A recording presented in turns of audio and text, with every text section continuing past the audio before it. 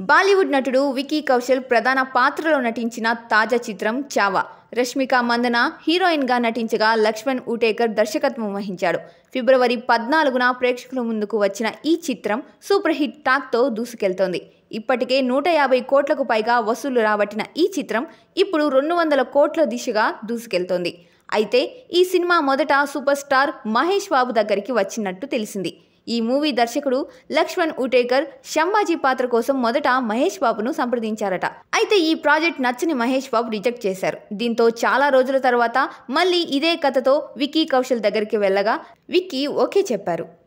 అయితే మహేష్కి ఇలా super hit అయిన సినిమాలు రిజెక్ట్ చేయడం కొత్తేమీ కాదు. ఇంతకు ముందు కూడా మురుగదాస్ దర్శకత్వంలో వచ్చిన గజనీ సినిమాను, అల్లు అర్జున్ నటించిన పుష్ప సినిమాను, రానా నటించిన లీడర్, రణబీర్ కపూర్ నటించిన యానిమల్, ప్రభాస్ నటించిన వర్షం, రవితేజ తీసిన ఈడియట్, విజయ్ దళపతి చేసిన నన్బన్, నాగ చైతన్య ఏం మాయ చేసావే, పూరి చేసిన జనగణమన తదితర సినిమాలను మహేష్ రిజెక్ట్ చేశారు.